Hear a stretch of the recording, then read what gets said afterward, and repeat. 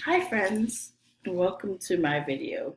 Today we're going to talk about 3 examples of emergent writing that I had some students do with me over the past week as we were instructed to do. Sorry if I move around a little bit, I'm not feeling the greatest, but here we are. So let's start with my first one. The first one we have is, I wrote above it, the beginning word and phrase writing. I had Amaya write the word mom because we're starting to learn about short phrases and how we can begin sentences and end sentences. So that's what she wrote, mom. You can see there.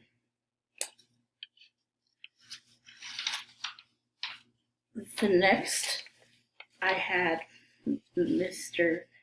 Leo, if you see. He is my youngest in my preschool Spanish class, and he is 2.5, gonna be 3. And he just decided to do some scribbles. And that's okay, because this is what he intended to be writing. So here we are. See the scribbles? I'm sorry, the camera was kind of weird.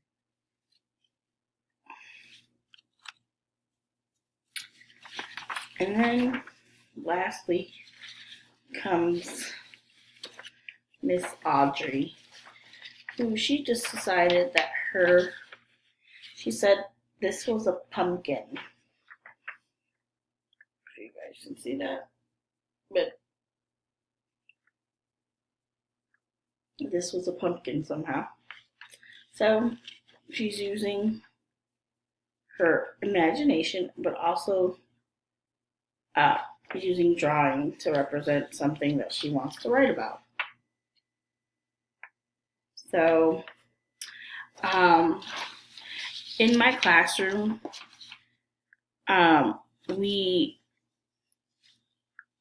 we support emergent learning through play by creating dramatic play areas in which they can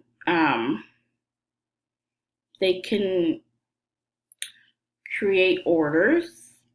They can, because every week I change out my dramatic play area. So every week it's a different dramatic play. Like we can go from a panaderia, which is a bakery. We can go to a post office. It really depends on the day, honestly, and what I'm feeling, and what my lesson plan of the day entails. So, depending on what it is, I include separate like notepads and things like that, so they can write down. If it's a panaderia, they can write down orders. They can take, orders, write it down on a notepad. If it's let's see, if I make a mini school and they want to imitate me, right? Which I have done. I have created a little chalkboard area in my classroom that allows them to write on my chalkboard, on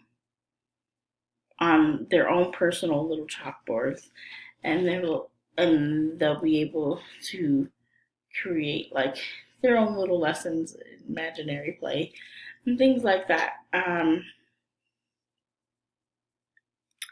Another one is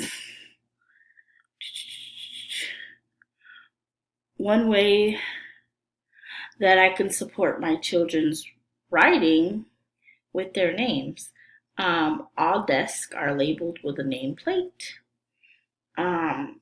Underneath, one being their first name is on the first and last name is on the nameplate, and one is all capitalized going across, and on the second line is their name in lowercase letters. So I also by not just having the nameplates, I give them uh, ditto paper, and I personally like trace out their names, and I have them trace over the letters. Um, so that way they're learning to write their names. Um, One way that I model writing to them also is I write a morning message on my board, and I have them sometimes at circle time go and fill in the blanks, but I give them to whatever we're talking about at circle time, whether it be weather, the date, the time, things of that sort. And I give them options, and I tell them which to choose. Like I give them, is it A, B, or C? They choose it, and then I say, okay, whichever one you choose is what you need to do to put in the blank, so they can see that I'm writing it so that it becomes repetitious and they know what they're doing. So, hope you all enjoyed that. Can't wait to see y'all videos.